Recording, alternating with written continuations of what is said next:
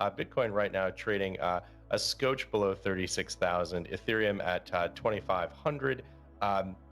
Look, let's not sugarcoat it. Bitcoin down about 37% in the month of May. If you look at the CoinDesk data, some of these, when there's volatility, especially, you see these the data vary a bit between exchanges, between reporting mechanisms. What are your thoughts, big picture, on where we are right now? Well, I mean, I did the whole daily briefing, feels like a month ago, but I think it was Monday, about this. And my view is corrections in crypto are expected. And I've told everybody from day one that you need to be able to expect at least a 50% correction in the middle of a bull market. And we've had pretty close to that. Ethereum has been pretty close. Many of the alts have been larger corrections than that. So it's expected, it's normal. Within the logarithmic trend, you get these things, but they don't do a lot of damage to the chart overall because the logarithmic trend holds true. So I don't have any issue per se with the volatility. The key of crypto markets is buy and hold and don't use leverage. If you're doing anything else, you're exposing yourself to extreme volatility that's hard to deal with. If you buy and hold it, you just sit and wait, and you use these moments to accumulate. So I put a piece out for Macro Insiders, for Global Macro Investor, and put a piece on Real Vision's daily briefing just to say, listen, you should be accumulating in these kind of sell-offs. Nothing has structurally changed. Yes, there's a bit of a fight going on with the Chinese miners, and I think the outcome, there's a number of different cross currents going on there, but mainly I think it's to reduce the coal consumption of the Bitcoin miners who are using coal. Those are the least regulated of all. So I think that is part of the narrative, and the Chinese are getting themselves set up properly for their central bank digital currency to make sure that that the on-ramps and off-ramps are all right and that kind of stuff, and regulations in place. So yes, there's been selling from these miners as people have been shut down, or people don't know where they are, they haven't got clarification with the Chinese government. There's been the narratives and all the kind of Elon Musk sagas and then other sagas going on. This market price action, to me, feels like it's the fear of the weekend is now upon us, because we had two awful weekends, the last 2 weekends, and it was like, oh my God, what are they going to do to us? What's China going to announce overnight? Are they going to burn Bitcoiners at the stake? So that's what's going on, I think. Now, I think that these kind of moves require time for the market to digest. There's overhang, there's a kind of general uncertainty. But from my conversations I've had this week, it sounds like there's a lot of institutional money about to come back in again. As I've talked about that feature, there was less institutional money for a while, but I've heard that there's a lot coming. So I think that soon we will have a trend change back up again. If I look at the Bitcoin chart, could it make a new low and then bounce? Possibly. But it's starting to get to the weekly 9 count on DMARC, which is one of my favorite technical studies that from Tom DeMark. And I was even chatting to Tom this week, and he's like, yeah, it could have another new low. But then we start setting up for this weekly. If we had a new low, we'd set up for a daily low and a weekly low, which is an extraordinarily strong signal in that kind of charting technique. Right. Raoul, so much there. First, we should say, as you and I have both said many times, of course, not financial advice, particularly for retail investors. You need to understand your own risk tolerance. Talk to a financial professional before you dive into these markets. Or that's a big question. Who is your financial professional, and what makes them more professional than you and I talking? Considering we've both been in financial markets for 20 years plus, it's kind of crazy how people deal with this these days. It feels antiquated.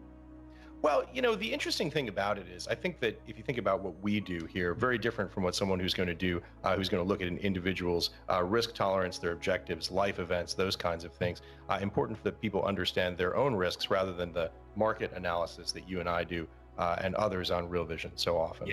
Yes, it is. But that kind of life and where you are is basically really your whole investment framework and how much you need to save and invest. For people who have got money that they want to trade or invest their own way, self-directed, they should know what their risks are.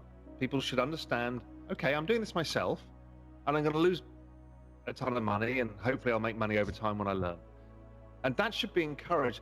I think we've swung the pendulum, well, it's actually moving back.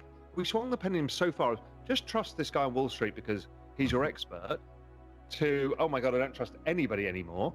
And then we've seen the rise of the millennial cohort of people starting to discover trading themselves. And fascinating. I don't know if you go to Wall Street Bets and read some of this stuff. The basic thing is YOLO. It is, I know I'm going to lose my money. It's a hilarious game, but if I get it right, I'll make a ton of money. It's like supreme risk seeking. We often see a lot of that in Asia too, where, for example, we see a lot of the cryptocurrency leverage trading. It's a new way, and it's okay as long as you know your risk. If you know your risk is, I'm going to lose all of this pot that I've just saved, go for it. If it is, I'm going to do it on leverage and I'm going to lose my future and end up in prison, maybe don't do that. You know, it's figuring out how to do it sensibly, but you can still get the most out of it. Well, Raoul, to exactly that point, talk a little bit more about how you think about that in your own life. Just provide a little bit of context, because I know that you have some very sophisticated thinking that you do, that you say very casually, but give us a little bit of a context for how you do that in your own life. Well, I've talked about how I approach the Bitcoin thing. You know, so I said to everybody, I'm irresponsibly long. And everyone was like, oh my God, what does that mean? It meant that I had decided that this was the single best opportunity I'd ever seen in my entire career, and I wanted to take maximum advantage of it. So first rule of thumb was, okay, what can I lose? I can probably lose 50 or 60%, considering that was pre this period, because now it's all gone up. 50 or 60% of what I put up. What could I make? I figured I could probably make 20x. So that's a 40-for-1 risk reward. I thought, okay, that's the best you're ever going to see of something like this. So then it's like, okay, how much am I going to risk? Well, I'm going to put all of my actual savings in it. Now, why? Because actually most of my savings are in my houses, Real Vision shares, and I have income streams. So I can repair my balance sheet pretty quickly. So I won't use leverage. I do use leverage in trading sometimes myself, but not with something this volatile where the risk reward is so massive and the potential expected return is so big. You don't need volatility. You don't need leverage to make even more money. That's just stupid. So that's how I approached it. You know, different markets, if it's a bond market trade, which is very low volatility, I might take leverage by using futures or options. With options, I'm defining what I can lose. Right. And with futures, okay, that's a bit racier. So you have to use stop losses to say, how much am I prepared to lose of my capital on this particular trade? And with leverage bets, you tend to try and not put massive bets on. Occasionally, a few times in a lifetime, the bond trade about a year and a half ago was worth putting some big leverage into and taking a lot of risk. But they only come across occasionally. People are too eager to put leverage on and take the big bet. When really, if you heard me speaking today, I'm not getting excited about anything. So why would I, if there's no big, massive thesis that you really understand the situation, you understand your risk rewards, and you're prepared to take some real risk, why bother? You know, I caution people because I see people overtrade all the time.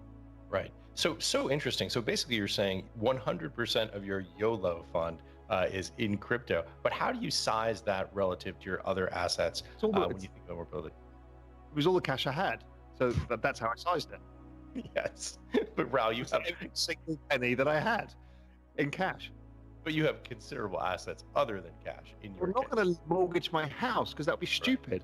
Because I don't mind losing money, but losing my home is idiotic because I've worked a lot and a lot of long hours and many years to own it. So the last thing I want to do is hand the keys over to somebody else because I was trading Bitcoin. No. Raoul, everything's lifestyle and what you're trying to accumulate, not about the numbers on the spreadsheet.